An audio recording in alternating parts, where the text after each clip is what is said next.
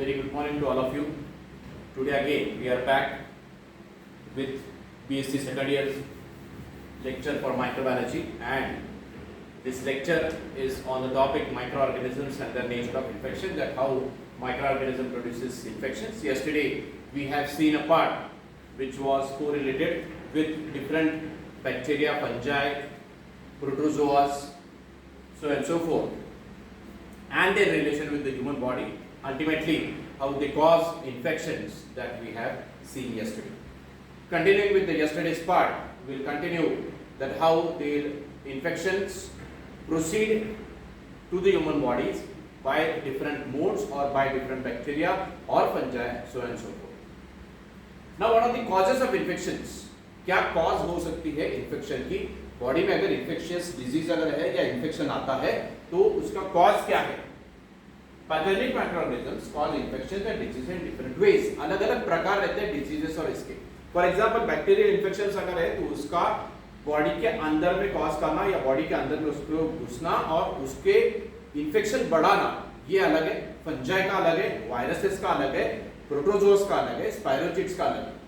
It means जैसे ही organisms की variety अलग अलग है, उनका मोड ऑफ इन्फेक्शन या cause of infection inside the human body is different from each other. Some produces poisons, that is toxins, which are harmful to the body. For example, tetanus. Toxins यानी toxic substances कुछ produce करते हैं कि जो body के कुछ sales को damage करते हैं और उसके वजह से the body gets infected with that particular organism, और उसके लिए it is also called as toxins, which are poisons in their nature. For example, is tetanus. Allergic reaction in the body was caused by running nose, watery eyes and sneezing. काफी बार ऐसा होता है कि ultimately जब भी कोई infection या nasal through जाता है, हम लोगों को पहली एक हाइपर सेंसिटिविटी रिएक्शन रहती है कि आपको छींक आती है. So this is the very beginning of an infection. हो सकता है कि ये इन्फेक्शन आपके लंग तक पहुंच गया हो और उसके बेसिस के ऊपर आपको छींक आई है, and therefore it may cause certain kind of allergic reactions. काफी बार एलर्जी रहती है. बहुत से लोगों को ठंड की एलर्जी है, बहुत से लोगों को धूल की एलर्जी रहती है, and therefore this becomes a very vital problem for these persons in order to work out in a very proper way.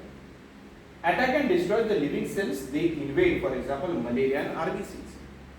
यानी कुछ ऑर्गेनिजम्स का मोड ऑफ एक्शन कैसा है कि they will come inside the human body and ultimately they will cause rupturing of a particular cell. For example, जैसे malaria अगर patient को अगर होता है तो वो कहाँ ऐड करती है? आरबीसी के ऊपर ऐड करती है, आरबीसी को ब्लास्ट करती है और rate of RBC inside the human body goes on decreasing. वो इमीडिएटली डिक्रीज होना शुरू हो जाता है एंड उसकी वजह से the whole sort of complication starts to develop. Now endogenous diseases originate within the body. For example, metabolic disorder, congenital abnormalities and tumors. ये दो प्रकार है. एक क्या है? इंडोजिनस. इंडोजिनस यानी अंदर में, बॉडी के अंदर में, अंदर जाने के बाद में कुछ इन्फेक्शंस वहां पर डेवलप होना शुरू हो जाएंगे. Now what sort of infections can be developed? Infections which are said to be of metabolic disorders. यानी जो प्रॉपर मेटाबॉलिज्म ह्यूमन बॉडी के अंदर चल रहा है, वो प्रॉपर मेटाबॉलिज्म डिस्ट्रॉय करने का काम ये पर्टिकुलर बैक्टीरिया कर सकते हैं. लेकिन ये कहां पर हो रहा है? It is inside the body. So metabolic disorder takes place and therefore it may result in causing of certain kind of diseases. Congenital abnormalities यानी मां से बच्चे के लिए जो भी बच्चा अगर मां के पेट में है और वो इन्फेक्शन वहां पर अगर होता है तो वो कंजेनिटल एबनॉर्मलिटीज वहां पर डेवलप हो जाती है, बच्चे में एबनॉर्मलिटीज डेवलप हो सकती है. This is inside the human body. Tumours. ना ट्यूमर्स ये तो बहुत बड़ा एक क्या कहते हैं, एक स्टडी का एक पॉइंट है कि जहां पर there are number of tumours that can accumulate inside the human body. जरूरी नहीं है कि ट्यूमर हमेशा से कैंसरस होना चाहिए. पीछे भी मैंने लेक्चर्स में काफी बार यही बोली हुई चीज कि अ ट्यूमर, फॉर एग्जांपल मुझे अगर ट्यूमर है तो this tumour can remain for a long period of time through out my body unless and until it becomes malignant. अगर ट्यूमर मैलिग्नेंट हो जाता है then and therefore it goes into a cancerous stage and it may lead to cancer. फिर उसमें प्रकार है, localised tumour है या मोबाइलाइज्ड ट्यूमर है. लोकलाइज्ड ट्यूमर है तो वो एक साइट के ऊपर रहेगा, मोबाइलाइज्ड ट्यूमर है तो वो दूसरी जगह पे जाके लोकेट हो सकता है. सो बट ट्यूमर फॉर्मेशन यानी क्या? Tumour is nothing but aggregation of cells. Cells एक बार एक साथ में जमा अगर हो जाती है, that is called as aggregation of cells. और ये सेल्स एक बार जमा हो गई एक तरफ में, एक जगह पे, that will form a tumour like structure. से ऐसा बल्ब लाइक स्ट्रक्चर डेवलप होता है and which will remain localised inside the tissues. Correct? So this may be a disorder which is of endogenous type. Exogenous diseases originate outside the body. For example, chemical agents, electrical shock and trauma. यानी कुछ ऐसे in fact diseases originate हो सकते हैं कि जहां पर कोई पर्सन अगर एक्सीडेंट में जाता है तो उसके शायद हाथ कटे या पैर कटे, तो उस बेसिस के ऊपर उसको जो इन्फेक्शन होगा, endogenous means outside the body, body के आउटसाइड से अगर होता है, then it may be an endogenous type of infections. Nosocomial infections. Nosocomial infections acquired by individuals in a healthcare facility workers to patients.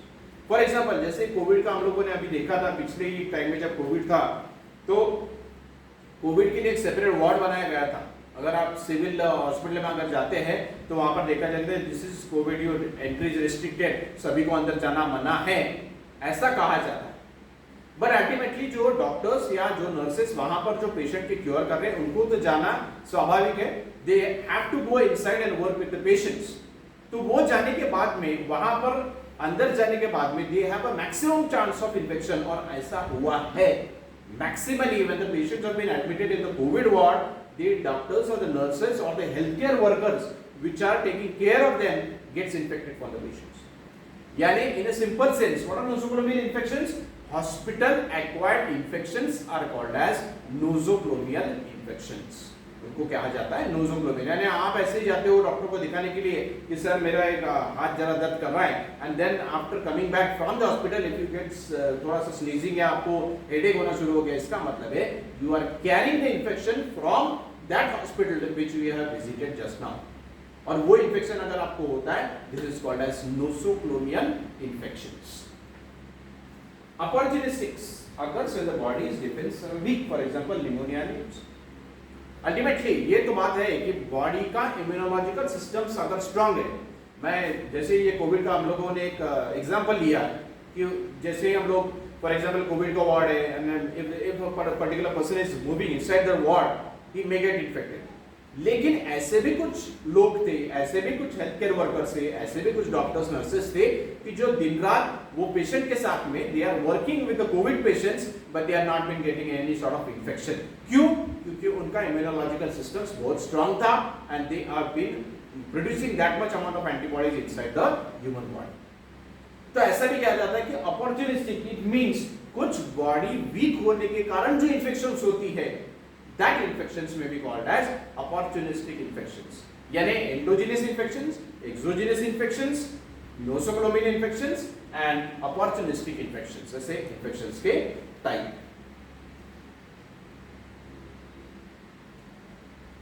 Now, how infection disease spread? कैसे होता है? This is important.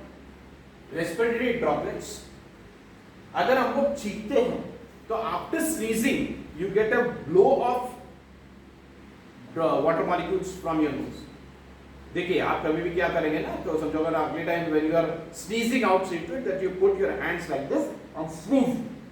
After sneezing in such a kind of way you will see that your hands get wet. यानी जो बारीक droplets है, वो droplets आपके नाक के अंदर में जो है वो छींकने के बाद में you are spreading them inside. और अगर ऐसा है कि फॉर एग्जांपल ये जनरली किस चीज में होता है, अभी कोरोना में भी तो हुआ ही था, लेकिन then again it generally happens in case of lung tuberculosis. अगर कोई पेशेंट ऐसा है जिसको लंग ट्यूबरकुलोसिस है और आप वहां से गुजर रहे हैं and that person tries to sneeze, he blows out everything what is there inside his nose, then if you happen to pass very near to him you will get infected because of those droplets as well.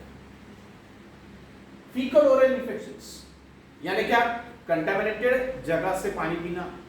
Contaminated जगह पे, यानी काफी बार ऐसा होता है कि हम लोग चलो भैया क्या है पानी पूरी खाते हैं, लेकिन वो पानी पूरी वाला रुका कहाँ पर है? पीछे एक बड़ा सा नाला बह रहा है जिसमें पूरी मक्खियां हैं, गंदगी है, and there he is standing and you go there and eat that particular pani puri. But in a clear sense वहां पर बैठी हुई सब जो भी मक्खियां है वो उसके मटके के ऊपर, वो पूरी के ऊपर बैठ रही है and then we are eating it. It means faecal oral infections आपको होना जरूरी है। Next day you will experience that you have some kind of disorder in the inside the stomach या dysentery उस particular patient को चालू हो चुकी. Direct contact with people or objects, especially by germs or hands. ये तो होता था कोविड केस में भी हम लोगों ने देखा था कि हैंडशेक हम लोगों ने बंद कर दिया. नमस्ते. क्यों? क्योंकि हम लोगों ने क्या किया था कि वो पर्टिकुलर पर्सन अगर कोविड पॉजिटिव है तो वो छींकने के बाद में, हाथ लगाने के बाद में the infection may be transferred from that one individual to another individual. इसके वजह से this particular aspect of direct contact has been a very efficient cause of infection to the human beings. Body fluids, blood, urine and saliva. Body fluids तो काफी बार हो जाती है. ऐसा है कि एक पर्टिकुलर पेशेंट के ब्लड में अगर कुछ कंटामिनेशन है, this contamination with the help of transfusion can go to another person as well. तो इसके लिए ब्लड ट्रांसफ्यूजन की वजह से भी हो सकता है. And insects, best example of insects का कुछ मालूम है आपको? Yes, anybody? Correct, it is malaria. Malaria का जो ट्रांसफर है that is because of insects and basically the mosquito, that is the female anopheles mosquito. It is helpful for transmission of the plasmodium vivax from one human body to another human body. ये भी एक cause of infection हो सकता है. Now, means of transmission, 5 main route of transmission है. Body के अंदर में इन्फेक्शन जाएगा कैसे? Common vehicle is food and blood. जो खाना हम लोग खाते हैं वो पेट में या ब्लड स्ट्रीम्स के थ्रू जा सकता है. Vector borne, vector borne in the sense for example plasmodium vivax, जैसे हम लोगों ने मलेरिया का एग्जांपल लिया. ड्रॉपलेट्स, स्नीजिंग के वक्त.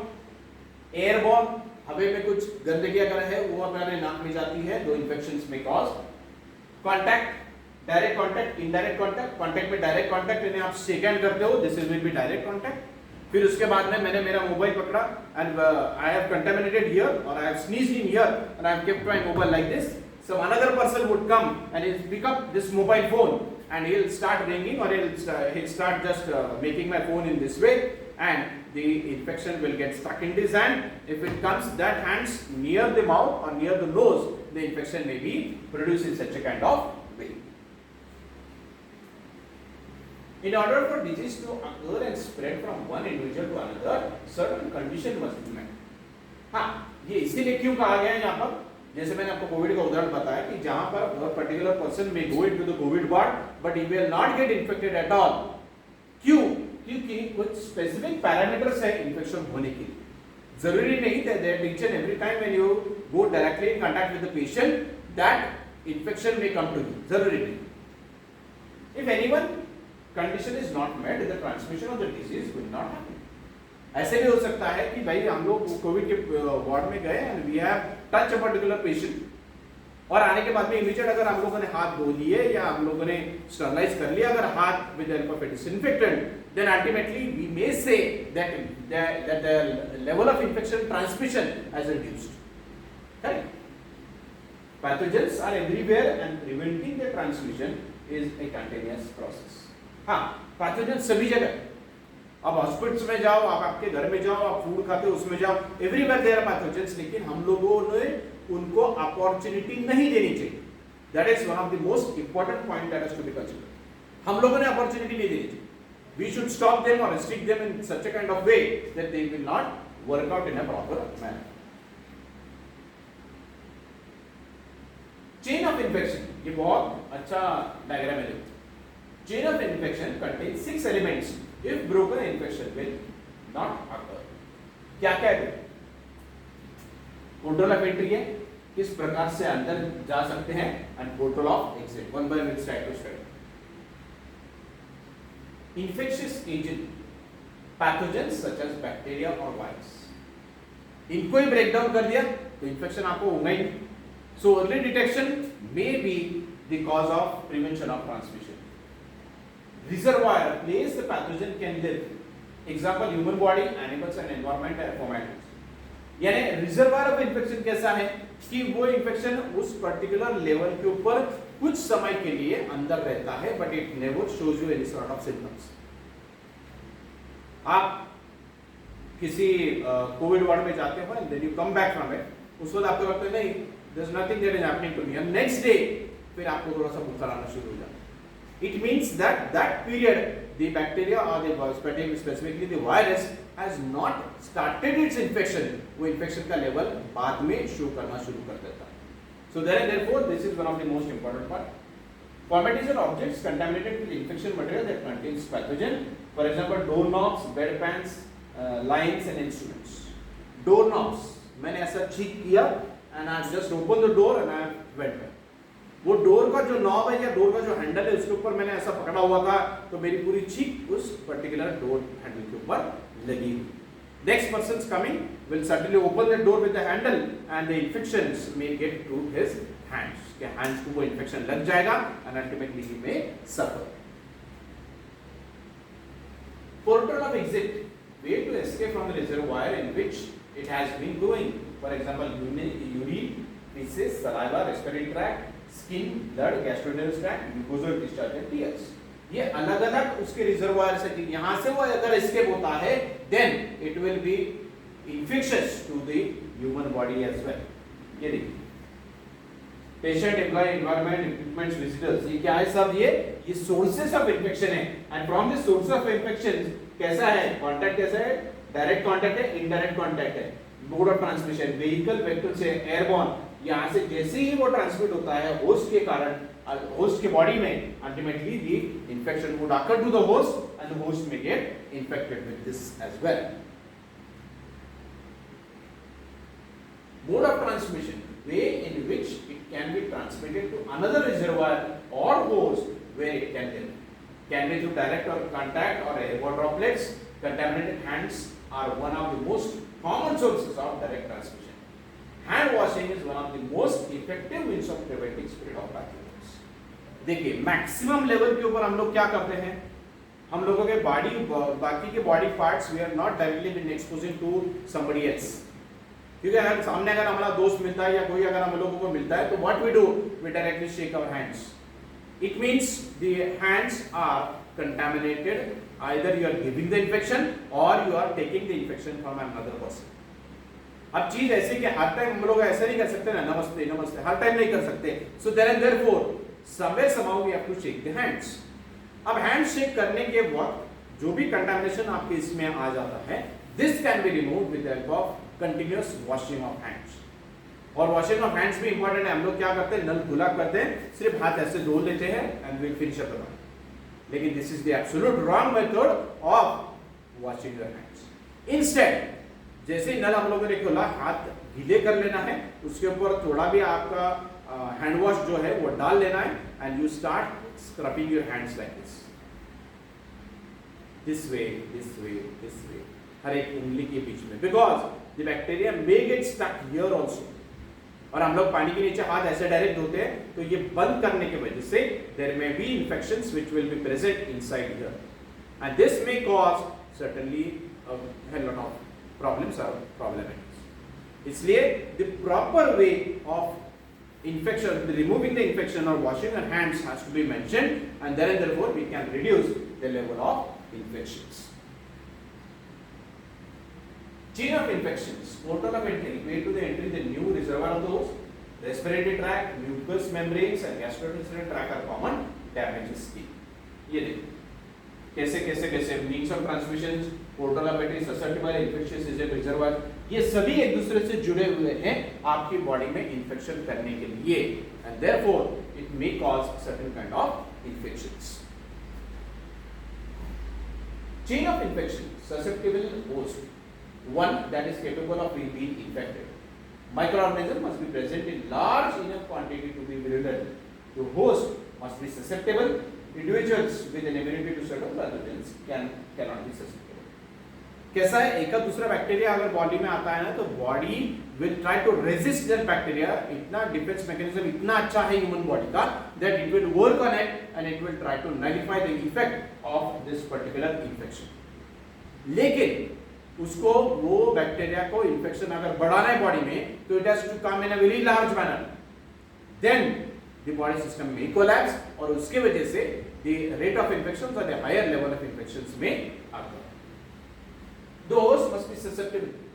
वो होस्ट इतना स्ट्रांग अगर रहा तो it will certainly the immunological consequences will be there and the host will be nullified और there effect will be nullified very easily. Individuals with an immunity under certain pathogens cannot be susceptible. तो अगर ज्यादा immunity अगर एकदम strong है तो आपको उसके बेसिस के ऊपर कुछ नहीं हो सकता है and therefore the rate of infections में be lower. Body defence. If defense mechanisms are intact and the immune system is functioning, the human can be frequently fight off the causative agents and not contract the disease. क्या है कि immunologically अगर हम लोग strong है, immunity अगर हमारी strong है तो ultimately we have ultimate power to combat that particular organisms and ultimately that organism may not infect us in a very proper manner. और उसके वजह से क्या होगा कि जो रेट ऑफ इन्फेक्टिविटी उसकी है will be reduce down and without taking any kind of medications the body will certainly develop itself. कहां से आता है? Mucus membrane, traps pathogen, mucus membrane जो अपने पास में प्रेजेंट है, cilia, probable pathogens outside the respiratory tract. इतना प्रोटेक्टिव मेजर बॉडी के अंदर ऑलरेडी है. कफिंग एंड स्नीजिंग, काफी बार ऐसा होता है ना कि गले में कुछ खराश हो गई, आप जोर से खांसते हो या छींकते हो, ultimately that things comes out and the rate of infection will be reduced. Hydrochloric acid inside the stomach, stomach के पेट में जो हाइड्रोक्लोरिक एसिड है उसमें मैक्सिमम लेवल में the food gets burned out. और इसीलिए जो भी बैक्टीरिया वगैरह है वो उतना कोई pH resist नहीं कर पाता है and the bacteria will die in a very tears in the eyes contains bactericidal chemicals. Lysozyme 9 के tears में chemicals रहते हैं that is helpful for the killing or making the eye very susceptible or very resistant to that particular kind of infections. Fever, body का temperature थोड़ा भी rise हुआ इसका मतलब है body is not functioning properly और that is a signal to various different parts of the cells. The cells will get activated and it will go in a very proper manner. Inflammations, inflammation अगर होता है, inflammation है सूजन. अगर सूजन आती है तो ये अच्छी बात है, बेयर इन माइंड. अगर किसी पर्टिकुलर पर्सन का पेशेंट का अगर बोन टूट जाता है तो वहां पर स्वेलिंग हो जाती है. Swelling reduces the further damage, इसलिए स्वेलिंग आना बहुत इंपॉर्टेंट बात है. And ultimately immune response produce the production of antibodies. Immune response अगर बॉडी अच्छे से डेवलप कर पाती है तो it will combat that effect of the bacteria which is coming inside the human body. Signs and symptoms क्या है infections के? इन्फेक्शंस कैसे होते हैं? Redness, swelling, tenderness, warm, drainage, red streaks, bleeding away from your wound. यानी जैसे आपको कुछ खराब जाती है तो ये सब चीजें आपके सामने आना शुरू हो जाती है. Various factors these are not from your syllabus. Toxins का पार्ट है. Fine. So that's all for today's lecture and in the next lecture we'll try to continue with the antigen part जो most important part आपके syllabus के हिसाब से है. We'll try to continue with that. चलो bye.